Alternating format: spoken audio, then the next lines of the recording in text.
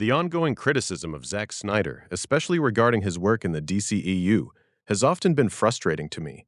It's not just the negativity itself, but the feeling that his films and his intentions are frequently misunderstood. Snyder's filmmaking approach is undeniably bold and distinctive, and while his style may not connect with everyone, I think it deserves far more credit than it usually receives. In many ways, I see his DC work as something that may be better appreciated with time. One common critique is that Snyder's exploration of themes is shallow or overly simplistic. I think this perspective misses the genuine depth and sincerity in his storytelling. His films engage with ideas like power, morality, and the weight of heroism in a way that feels grounded and serious. His version of Superman, for instance, goes beyond traditional heroics to portray someone struggling with identity, isolation, and the consequences of immense power. That thematic ambition helps set his work apart, offering a more layered take on these iconic characters. A notable stylistic choice in Man of Steel is his use of flashbacks. These moments feel almost like mythological retellings, giving Clark Kent's early life a timeless, legendary quality. By presenting them with that sense of reverence, Snyder transforms Clark's journey into something larger than life, less a simple origin story and more a modern myth.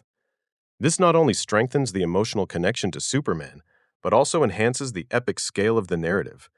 Despite this depth, some critics argue that Snyder doesn't truly understand the characters, claiming he strays from their core identities.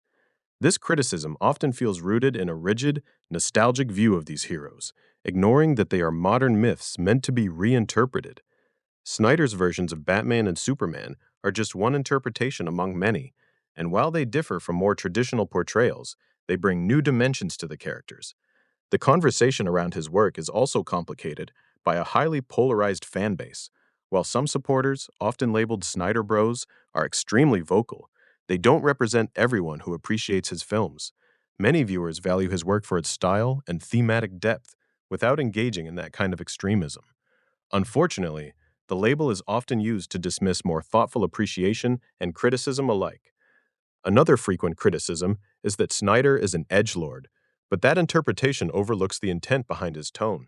His darker, more serious approach isn't just for shock value, it's meant to explore deeper themes.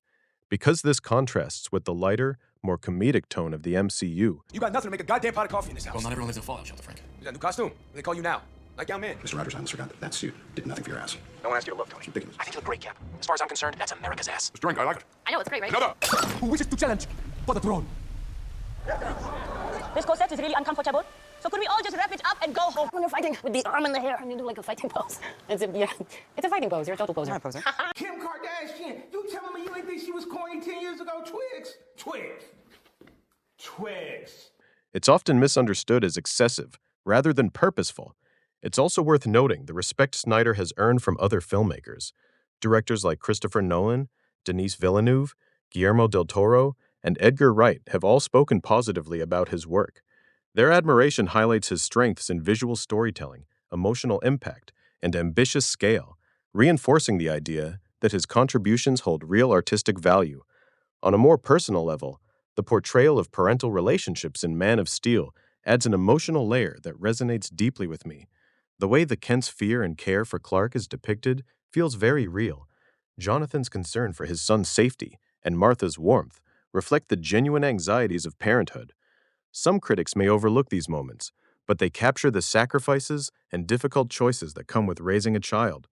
Jonathan's ultimate decision, in particular, underscores how far a parent might go to protect their child. In the end, I believe Snyder's films, especially his DC work, will be reevaluated over time. What some see now as a break from tradition may later be recognized as a bold reinterpretation. His vision is rooted in complexity, depth, and strong thematic ideas. While it may not appeal to everyone, it adds a meaningful perspective to these characters. Rather than being a misstep, Snyder's DCEU films could eventually be seen as an important step in the evolution of modern superhero storytelling.